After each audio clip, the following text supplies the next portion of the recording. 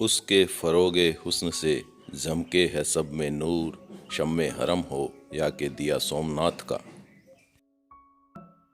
रूक सर की क्लास में आपका स्वागत है। बिना किसी औपचारिक भूमिका के आज की क्लास में हम राजनीति विज्ञान के उद्गम और इसके क्षेत्र पर बात करेंगे। अध्ययन की दृष्टि से मैं इस विषय को दो भागों में बांटना पसंद करता हूं ताकि विद्यार्थियों को समझने में आसानी रहे। पहला भाग पश्चिम के विद्वानों की अवधारणा का है और दूसरा भारतीय विचारकों की दृष्टि का। हमारे अध्ययन में दोनों दृष्टिकोण महत्वपूर्ण हैं जिनकी हम क्रमबद्ध विवेचना करेंगे। तो शुरुआत हम पश्चिम से करते हैं। इसका भी एक कारण है। हमारी शिक्षा व्यवस्था के पाठ्यक्रमों में पाश्चात्य विद्वानों को महत्वपूर्ण स्थान दिया गया है। चूंकि हम कभी ब्रिटिश राजशाही के गुलाम थे, लिहाजा उनके द्वारा भारतीय दर्शन और विद्वता को हमेशा दोयम दर्जे की समझा गया। वर्तमान शिक्षा पद्धति के जनक लॉर्ड मैकाले ने तो भारतीयों को असभ्य और परंपरावादी सोच का बताया था। उनके अनुसार पाश्चात्य जगत के विद्वान नवीन दृष्टि रखते हैं और विज्ञान और तकनीक में भारत उनके समक्ष कहीं नहीं ठहरता। उनका मानना था यदि ब्रिटिश सरकार को प्रशासनिक व्यवस्था में योगदान के लिए पढ़े लिखे भारतीयों की आवश्यकता है तो पहले उन्हें पश्चिमी साहित्य और विषयों का अध्ययन करवाना चाहिए। मैकाले के इसी सिद्धांत पर चलते हुए भारतीय शिक्षा व्यवस्था में पाश्चात्य जगत का बोलबाला हुआ। यही कारण है कि हम आज उसी व्यवस्था में अध्ययन करने के लिए बाध्य हैं। लेकिन इसका यह कतई मतलब नहीं है कि प्राचीन भारतीय दर्शन पाश्चात्य दृष्टिकोण से कहीं कमतर है। अगली क्लासों में जब हम राजनीति विज्ञान के भारतीय दर्शन को पढ़ेंगे तो पता चलेगा यूरोप से कहीं बहुत पहले मनु, शुक्र और कौटिल्य के पास कहीं बेहतर तार्किक और अनुभव जनित दृष्टि थी। तो आइए शुरू करते हैं आज का विषय। जैसा कि नाम से स्पष्ट है, राजनीति विज्ञान का संबंध राज्य से है। राज्य को संचालित करने वाली समस्त नीतियों को राजनीति का समग्र रूप दिया जा सकता है। राजनीति का अंग्रेजीकरण करें तो हमारे सामने पॉलिटिक्स शब्द आता है। मूल रूप से यह शब्द यूनानी भाषा के पोलिस शब्द से बना है जिसका अर्थ है नगर यानी सिटी। प्राचीन यूनान में छोटे छोटे नगर थे।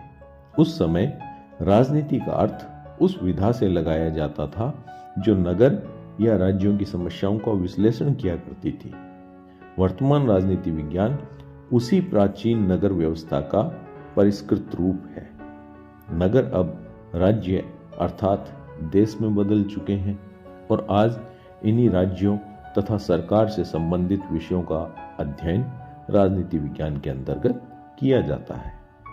तो स्टूडेंट्स, इस अध्ययन के बाद हम जान पाए हैं कि आधुनिक राजनीति विज्ञान का उद्गम यूनान से हुआ है और वर्तमान राजनीतिक व्यवस्थाएं कमोबेश उसी नगरीय समस्याओं का अध्ययन करती हुई वर्तमान के राज्यों तक पहुंची है।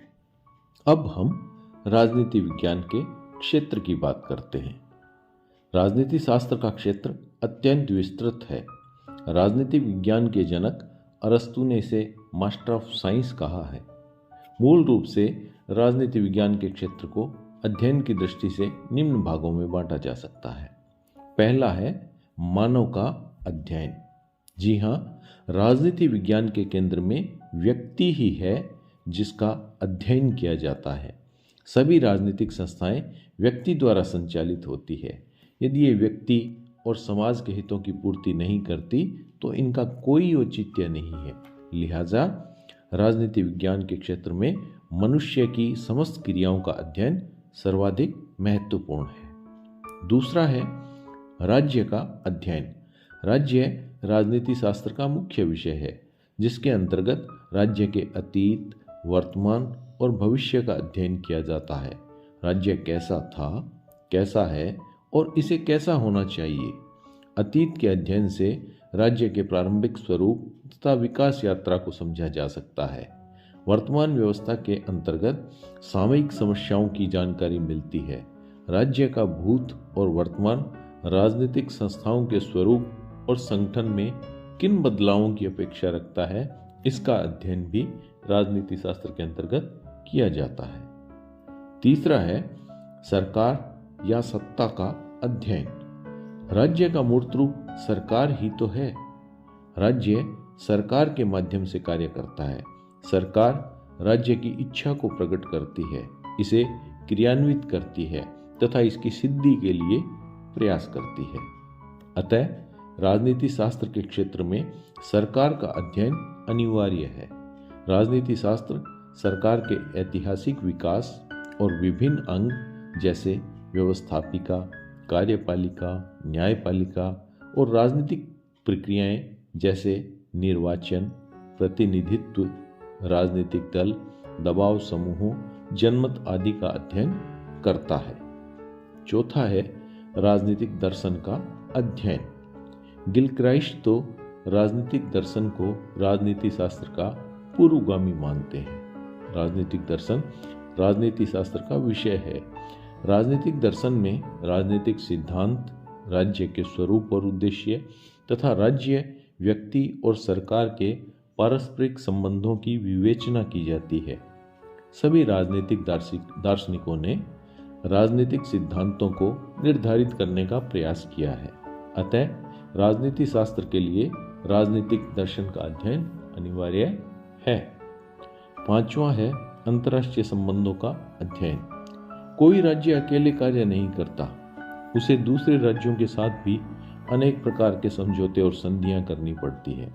इसीलिए राजनीति शास्त्र किसी एक राज्य का अध्ययन नहीं करता, बल्कि समग्र रूप से, सामूहिक रूप से राज्यों के संबंधों का अध्ययन करता है। राज्यों के इन पारस्परिक संबंधों को ही अंतर्राष्ट्रीय संबंधों की संज्ञा दी जाती है। क्योंकि कोई राज्य अंतर्राष्ट्रीय वातावरण की उपेक्षा नहीं कर सकता, क्योंकि इसका प्रभाव राज्य की आंतरिक एवं बाह्य नीतियों के साथ साथ नागरिकों के सामान्य जीवन पर भी पड़ता है। अतः राजनीति शास्त्र को अंतर्राष्ट्रीय संबंधों का अध्ययन भी करना पड़ता है। छठा है अंतर्राष्ट्रीय विधि। अंतर्राष्ट्रीय विधि भी राजनीति शास्त्र का विषय है। प्रत्येक राज्य सार्वभौम होता है और उसकी सीमाएं भी निर्धारित होती है। फिर भी युद्ध और शांति से जुड़े अनेक ऐसे विषय हैं जिनका राज्य स्वयं निर्धारण नहीं कर सकता। इन विषयों को अन्य राज्यों के संदर्भ में ही निश्चित किया जाता है। इन्हें निश्चित करने वाली विधि को ही अंतर्राष्ट्रीय विधि कहते हैं। यह भी राजनीति शास्त्र के अध्ययन का एक विषय है। सातवां है राजनीतिक दलों व दबाव समूहों का अध्ययन। आज राजनीति में राजनीतिक दल और दबाव समूह सबसे अधिक प्रभावी हैं, जो किसी भी राज्य की व्यवस्था को बदलने की क्षमता रखते हैं। वस्तुतः यही वे संस्थाएं हैं जिनके द्वारा समस्त राजनीतिक जीवन को परिचालित किया जाता है। इसीलिए वर्तमान राजनीति शास्त्र में शासन के औपचारिक संगठन की अपेक्षा राजनीतिक दल और दबाव समूह के अध्ययन को अधिक महत्व दिया जाने लगा है। आठवां है स्थानीय, राष्ट्रीय और अंतर्राष्ट्रीय समस्याओं का अध्ययन। राजनीति विज्ञान स्थानीय, राष्ट्रीय और अंतर्राष्ट्रीय क्षेत्र की राजनीतिक और अन्य प्रासंगिक समस्याओं का भी अध्ययन करता है। स्थानीय संस्थाओं की कार्यप्रणाली का अध्ययन और इसमें नागरिकों का सहयोग जैसे विषय राजनीति विज्ञान के महत्वपूर्ण अंग हैं। तो इस प्रकार हम कह सकते हैं कि आज राजनीति विज्ञान का क्षेत्र अत्यंत विस्तृत हो चुका है। उम्मीद करता हूं आपको राजनीति विज्ञान का उद्गम और क्षेत्र अच्छी तरह समझ आ गया होगा। अगली क्लास में हम राजनीति शास्त्र की प्रकृति और परिभाषाओं को जानेंगे। अपना बेहद ख्याल रखिए। धन्यवाद।